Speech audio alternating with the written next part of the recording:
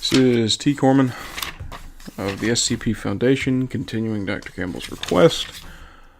Today, SCP-201, The Empty World. Object Class Euclid. Special Containment Procedures. No personnel are to come within 40 meters of SCP-201 at any time.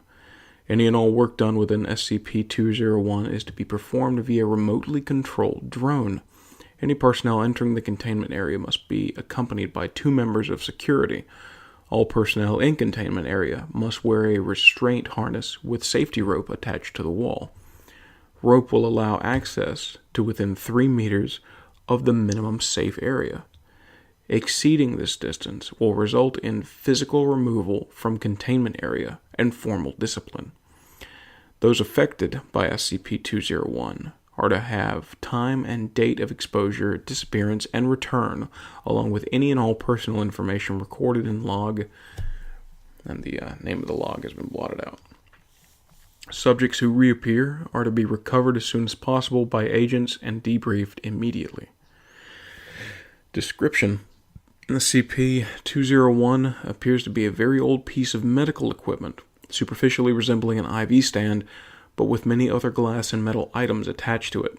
SCP-201 stands 1.8 meters, or 6 feet tall, and has a mass of 36.5 kilograms, or 80 pounds. The metal portions are made of steel and brass, and various parts are connected with rubber tubing. The 2 IV bags are porcelain and are open at the top. SCP-201 was recovered in, the name of the hospital has been blotted out, in a long unused storage area. No record of SCP-201 appears anywhere within hospital records. Entering within 30 meters of SCP-201 can result in the subject being displaced into an alternate reality. This effect is apparently random, with some subjects remaining totally unaffected after exposure to SCP-201. Those affected will cease to exist in our reality between 1 and 48 hours after initial exposure. Durations of displacement vary between a few hours and upwards of 8 years. Time spent in this alternate reality can vary greatly from the actual time elapsed in our reality. This alternate world appears identical to our own with these exceptions.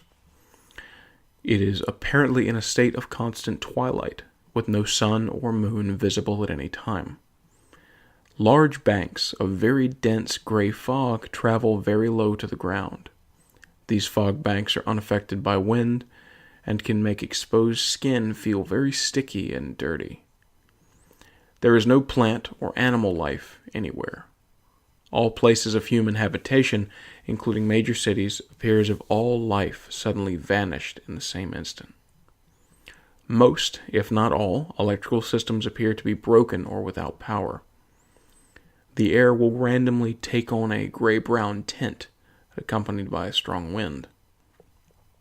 Subjects displaced into this alternate world report initial surprise and curiosity, which are shortly replaced with very strong feelings of loneliness and fear. The severity varies widely with individual subjects and with time of displacement. Upon the end of displacement, subjects will reintegrate from this alternate world to our own, which can cause a great deal of shock, especially in urban settings. Most subjects who remain displaced for more than 3 months suffer lasting psychological damage consistent with being sequestered within solitary confinement. In addition, reports of data expunged. It is unclear if these are real data expunged. Testing will commence if viable samples can be recovered. What in the world? Well, I'm honestly surprised, Dr. Campbell, that there's not a incident report or an interview log attached to this one at all, interviewing people about exact things they saw, rather than just a bulleted list in a file.